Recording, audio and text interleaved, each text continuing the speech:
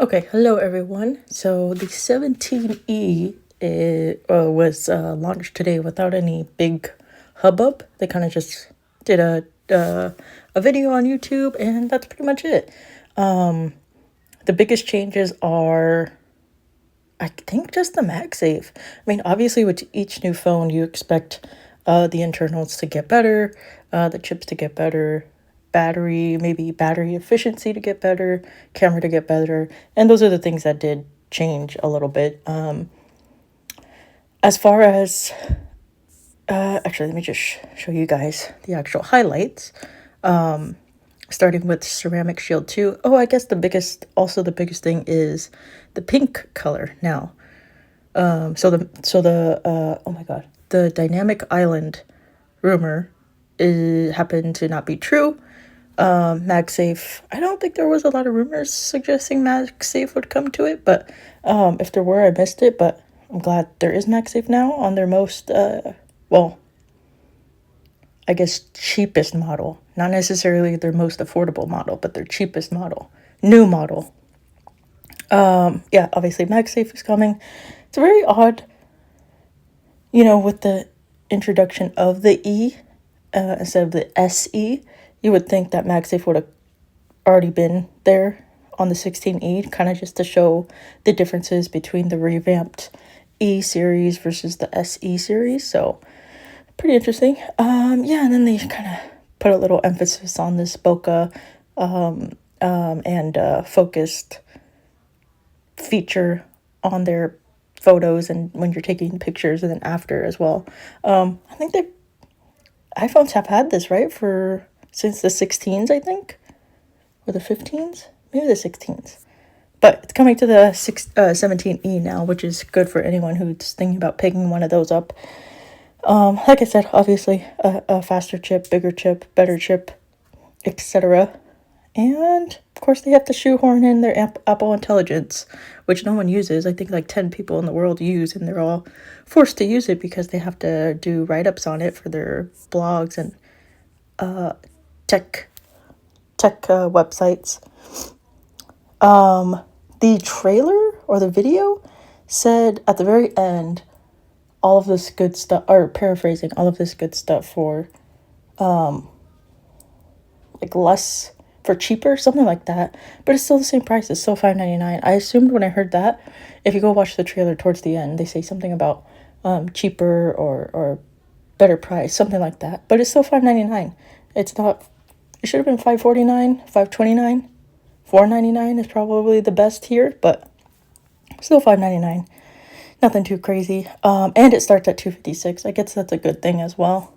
It seems like all the new phones so far in 2026 are a little bit lackluster. Like we're getting the bare minimum.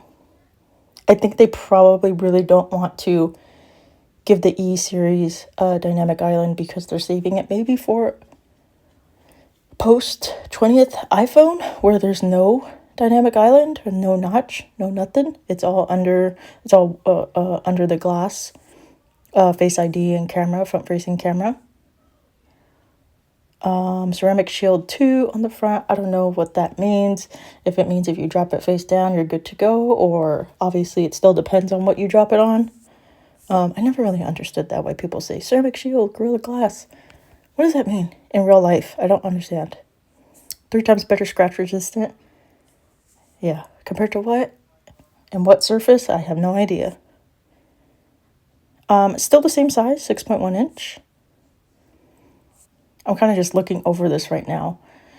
Still, action button, no camera control, unfortunately. I think they probably should have gave it the camera control. Apparently there's a little bit better battery. I gotta say, using my 16E, I had no problem with the battery keeping up with the day-to-day basis. I'm a low to moderate user. So I don't play any high-end games. I do film and edit all my stuff and upload all my stuff on whatever phone I used. And when I did use the 16E, I had no problems with it. No overheating. I never had to charge my battery during the day because it ran out of battery too quickly. 50% charge in 30 minutes. Not bad compared with It doesn't even let you compare with the 16E. I think this is what they do with the 17s. They won't let you compare it to the 16s. 48 megapixel fusion camera. I think it's a little bit better than the 16E in terms of actual specs. I'm not entirely sure. Again, when I use my 16E, I had no problems with the pictures. Obviously, the telephoto looks like crap, but you get what you get with the cheap. I'm putting cheap in quotes here.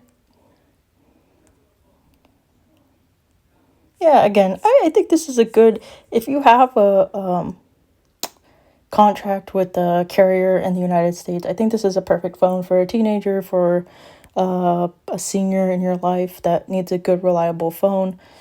That'll get things done as basic as things can be done with teenagers and elderly people. But that's pretty much it. Yeah, let me see. View pricing. Pre-order starting 6:15 a.m. Pacific time, PT. Tomorrow. Wait. 2, 3. No, Wednesday. And then they'll be delivered out next week. I think the pink is probably going to be a big seller for this little bit. I don't think a lot of people are going to be buying the 17E in general, but if they are, I think the pink is going to be probably the fan favorite this year. But yeah, that's it. $5.99 and then $7.99 for 512. No, thank you. $7.99 for 512. Yeah, pass. I was gonna try to make a case for the iPhone 17 being $7.99, but there really is no case there. Okay, so that's pretty much it. Just wanted to. I didn't think that this would pop up. I thought I was waiting for Wednesday, the 4th, with the rest of their event. So that was a nice little surprise. But this is it. Let me know what your thoughts are. I think, like I said earlier, it's been lackluster 2026 so far in terms of smartphones. So, and this is no different. Very minimal upgrades for people that probably don't need to upgrade their 16Es. Maybe their SE 1, 2, or 3rd generation, but that's pretty much it. Okay, I'll end it here. Once again, thanks for watching, and definitely let me know what you think.